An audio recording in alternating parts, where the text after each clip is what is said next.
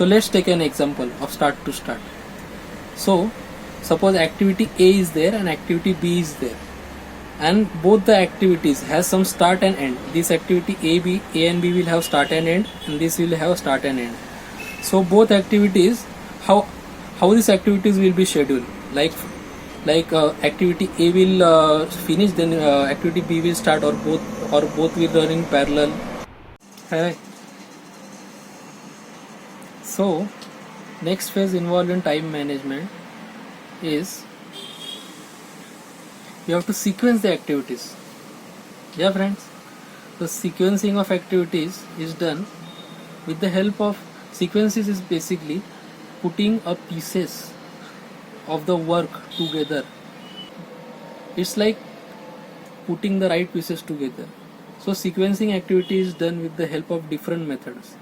Like first method is we called as precedence diagramming method. So what is this? Yes friends, we need to know. So precedence diagramming method is basically scheduling of activities with the help of start and end of the activities. It involves 4 types. First type is basically start to start. So let's take an example of start to start. So suppose activity A is there and activity B is there, and both the activities has some start and end. This activity A and B will have start and end, and this will have start and end. So both activities, how these activities will be scheduled, like activity A will finish, then activity B will start, or both will run in parallel, right? Or some lead is there or some lag is there. So this is very much necessary for defining the sequence. So first type is start to start, where activity A and activity B, both the activities start date is the same.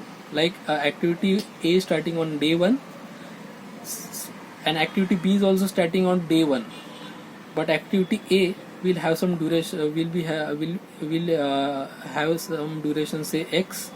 We will consider 5 days. And activity B will have duration of 10 days. So in both the cases they are starting at the same date, which is first of the month. So this is called as start to start. The next stage involved is finish to start. Here the activity B will start after the finish of activity A. The third is called as finish to finish, where both the activity will finish on the same date. Right friends? And the fourth is called as start to finish, where the activity B will finish on start of activity A. So friends, these are the 4 types of sequencing methods which are used widely in construction, in any project, in time management. So it is very crucial to understand it. Yeah friends, so this is about the same. The next thing is you have to consider dependencies while sequencing. Dependencies in the sense, first dependency is mandatory dependency, like approvals from the government in our case of the project. The second thing is the discretionary dependencies. Discretionary means which may vary depending on the project. Like a particular work was included in scope, now it is was not included in scope, now it is included in scope. So that is a dependency. So that dependency should be also considered. The third is the external dependency, like some sort of delays. In our project construction of building, delays in material, yeah, receiving material, external dependencies. And also leads and lags. Leads and lags in the sense, activity A, as in previous case, activity A and B, activity A and activity B both are dependent. So it may happen that activity A will start prior to activity B, like activity A will start 5 days before activity B. In that case we are saying that activity is leading, right? The activities are leading. When we say that the activity B is supposed to start on a day but it starts somewhat late as scheduled, then we say that activity has lagged as per the schedule. So the next stage involved in time management is estimating resources, right friends? So what does that include, estimating resources? So it involves steps like we have to do a bottom up estimating, like from the bottom labor level to the top management level, CEO, what are the different type of resources that will be used, time for which each and every resource will work on the project. Yes friends, it could be anything like labor could say we require this much amount of material, x amount of material, so we have to consider that. An engineer would say we would require this much external outsourcing for getting the work done, we have to consider that. So this is called as from bottom to up. So this is bottom up estimating method, which is very much necessary for estimating resources required for the project. Yes friends, and also we have to use project management software like Primavera and MS Projects, which form a key tool in estimating the resources effectively. Yes friends, so this was about resource, activity resource estimation.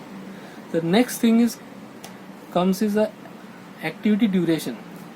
Yes friends, so we have broken down the activities, we have sequenced the activities, we have found the ways to estimate the resources. Now we have to find the ways to estimate the activity duration for the activities.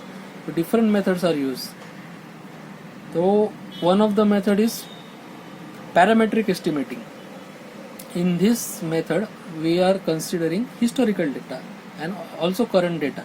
Historical data like our particular peer is there, they are doing the work in particular way, so here they have made mistakes, here they have made it correctly. So that is the historical data we have, and based on the current project requirements we have some data like stakeholders are needed, stakeholders needs to have a lot number of amenities, like they require to have gardens, they require to have gym, right? They need to have spacious apartments, etc. So in this way estimation is done each and every activity, which is parametric estimation. The next thing which come in estimation is we call as group decision making. It involves stakeholders doing some brainstorming, coming out to the ideas for accurately estimating the duration, right friends? Like example we could say excavation would take approximate 10 days. So to justify that activities we need to have some method for validating it, which is called as group decision making method. And also for activity duration we have to consider the reserve analysis. In this case, like example, if we are doing any work, like we are doing footing work will take example 10 days. So 10 days it may happen that labor may not come, climatic conditions or any other external parameters would impact the work. So in order to avoid that we have to consider some buffer, like instead of 10 days 15 days, 5 days more, so it will be completed in 15 days.